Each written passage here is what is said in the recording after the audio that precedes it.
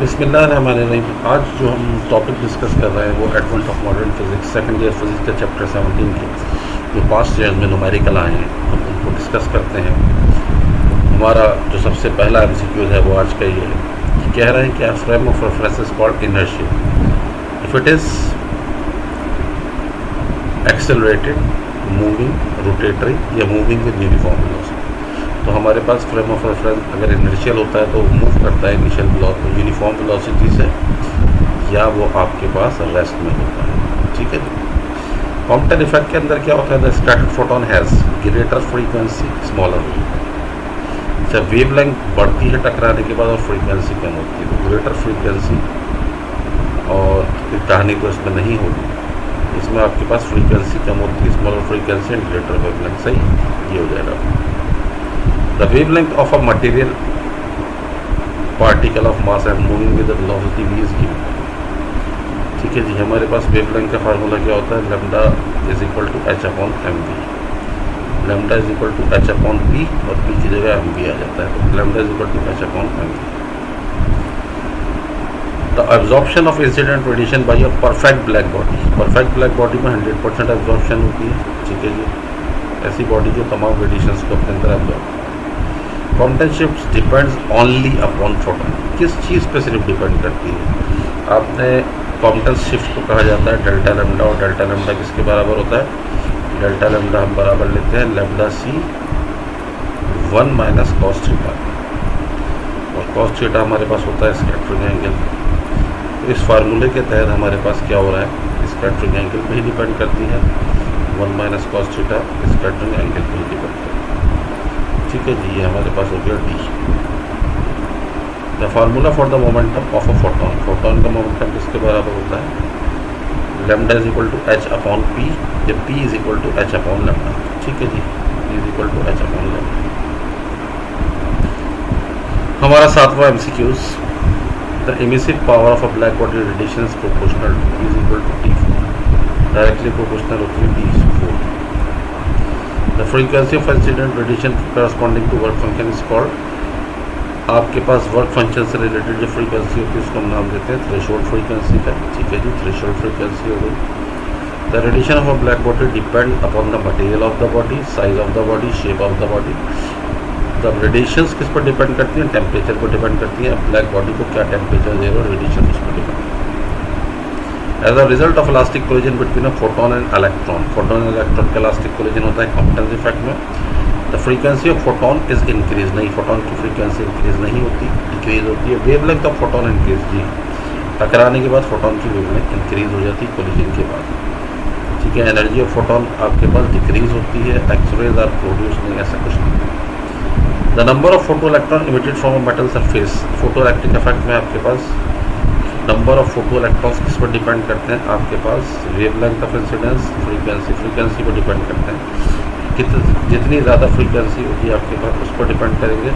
The wavelength of the incident radiation पर depend करेंगे। The colour of the incident radiation पर depend करेंगे। The intensity of incident radiation. Number of photo electrons depend करते हैं intensity of incident radiation से। तो यहाँ पे आप अगर इंटेंसिटी लगा दें, इसका वर्ड होगा इंटेंसिटी इन्वेस्टमेंट। ठीक है। डिपेंड करते हैं इंटेंसिटी के ऊपर कि कितनी ज़्यादा इंटेंसिटी है। अगर इंटेंसिटी ज़्यादा होती है तो निकलने वाले इलेक्ट्रॉन्स ज़्यादा होते हैं, और अगर फ्रीक्वेंसी ज़्यादा होती है तो आपके पास निकलने वाले इलेक्ट्रॉन्स की काइनेटिक एनर्जी या वेलोसिटी ज़्यादा होती है। D option. The disintegration of photon into electron and positron where a heavy nucleus is known as. एक फोटोन इलेक्ट्रॉन और पॉजिट्रॉन के अंदर कन्वर्ट हो जाता है एक फोटोन, तो एनिलेशन ऑफ मैटर कहलाती है। तो ये आपके पास कहलाता है पेयर प्रोडक्शन। जब हैवी न्यूक्लियस से जाकर टकराते हैं तो heavy nucleus just energy share करता है और एक पॉजिट्रॉन और इलेक्ट्रॉन का पेयर निकलता है। The reverse process of pair production is known as. Pair production का जो रिवर्स प्रोसेस होता है वो होता है annihilation of electron and positron. ठीक है। दोनों एक दूसरे के रिवर्स प्रोसेस होते हैं। The maximum kinetic energy of photo electrons emitted from a metal surface depends on frequency of incident radiation. ये हमें पता है कि जितनी ज़्यादा फ्रीक्वेंसी होगी उतना ही ज़्यादा हमारे पास क्या होगा, हमारे पास उतनी ही ज़्यादा काइनेटिक एनर्जी और वेलोसिटी होगी इमिटेड फोटो इलेक्ट्रॉन्स की, जो अलग फोटो इलेक्ट्रॉन्स निकलेंगे। Max Planck is well known because of इस energy quantization, particle duality, energy conservation, momentum conservation नहीं, एनर्जी क्वांटाइजेशन के लिए मशहूर है। मैक्स प्लैंक ने सबसे पहले ये बताया था कि एनर्जी हमारी जो होती है क्वांटाइजेशन की फॉर्म में होती है, या तो एक फोटोन निकलेगा या दो निकलेंगे, ठीक है जी। पैकेट्स की जिक्र किया था। The radiation from black body depends upon, पहले भी डिस्कस कर चुके हैं, तो ये एमसीक्यू दो दफ़ा आया होगा पास्ट ईयर में। टेम्परेचर पर डिपेंड करता है। 17वां MCQs, the pair protection is only possible when incident photon has the wavelength in order of 10 की पावर -10, क्योंकि एक्सरेज पे होता है 10 की power -10। As the temperature of the black body raise the wavelength corresponding to maximum intensity, जो wavelength maximum intensity से correspond करती है, this is called lambda max. और आपको वेंस ये बताता है कि लैम्डा मैक्स और टेम्परेचर में इन्वर्स रिलेशन है। तो ये कह रहा है as the temperature of black body raise, अगर टेम्परेचर बढ़ा दें तो वेवलेंथ क्या होगी, शिफ्ट टुवर्ड्स शॉर्टर वेवलेंथ, ठीक है, फिर शॉर्टर की तरफ शिफ्ट हो जाएगी। द रिलेटिविस्टिक चेंज, ये हाइजेनबर्ग की अनसर्टेनिटी प्रिंसिपल नहीं, हाइजेनबर्ग में डी ब्रॉगली की बात हो रही है। The relativistic change in mass, length and time in daily life are not observable because the mass of object are very large। सही है, बहुत ज़्यादा मास होता है, क्योंकि हम सब एटॉमिक पार्टिकल्स के लिए तो इसको कह सकते हैं, लेकिन नॉर्मल लाइफ में हम किसी ह्यूज मास के लिए बात नहीं कर सकते, ठीक है जी। तो ये मास पर डिपेंड करता है, साइज पर डिपेंड नहीं करता, ठीक है, और वेलोसिटी पर भी डिपेंड नहीं करता, फ्रीक्वेंसी ऑफ फ्रिंजेस नहीं, ठीक है, मास पर ही डिपेंड करता है, ठीक। अ result of elastic collision between photon and electron, photon और इलेक्ट्रॉन के दरमियान जब काइनेटिक एनर्जी इलास्टिक कोलिजन होता है तो क्या होता है, टकराने के बाद फोटोन की वेवलेंथ बढ़ जाती है, ठीक है। ये एमसीक्यू दोबारा आ रहा है हमारे पास फोटोन की वेवलेंथ बढ़ जाती है और फ्रीक्वेंसी कम हो जाती है, ठीक है जी। अब हमारे पास क्या हुआ, इसका आंसर हमारे पास हो गया बी। फोटो इलेक्ट्रिक इफेक्ट से related, the photo electric emission takes place, अगर लाइट जो हम फॉल कराते हैं अगर वन फंक्शन से ज़्यादा होगी जब ही फोटो इलेक्ट्रिक इफेक्ट होगा।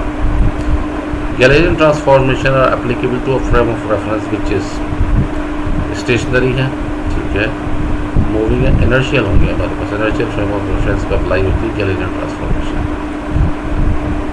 अब perfect black body is a perfect absorber of radiation, has a unit absorption power, it is the most efficient radiator all of them। ये कह रहा है कि perfect absorber of radiation, perfect black body सही है, perfect absorber होती है, अच्छा, is the most efficient radiator, ठीक है, ये रेडिएशन भी बहुत ज़्यादा एफिशिएंट। अच्छा, तो आपके पास एब्जॉर्प्शन पावर 1 है, यानी 100% एब्जॉर्प्शन है, ऑल ऑफ देम आ गया इसमें। देखिए कॉम्पटन इफेक्ट के मुताबिक लाइट पार्टिकल है या वेव है, तो लाइट पार्टिकल है कॉम्पटन इफेक्ट के हिसाब से, नॉट अ वेव।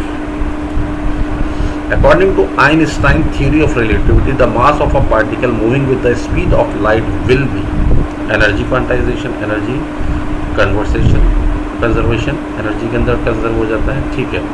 ये कह रहा है एक पार्टिकल स्पीड ऑफ लाइट से मूव होगा तो कन्वर्ट हो जाएगा एनर्जी में, तो हमारे पास आ जाएगा एनर्जी कंजर्वेशन, ठीक है, बी हो जाएगा हमारे पास, ठीक है। According to uncertainty principle, delta X multiply हुई, delta X multiply delta P के साथ इसका रिलेशन होता है, तो चलें ये तो सही है। Delta X multiply D approximately किसके बराबर होता है, प्लैंक्स कांस्टेंट, और delta E multiply by delta T, तो ये दोनों ही सही है, किसी इन दोनों में आपके पास ये भी सही हो सकता है और ये भी, लेकिन ये एमसीक्यूज मिसप्रिंट हुआ मेरे ख्याल से, यहाँ पे ये होगा या ये, ठीक है।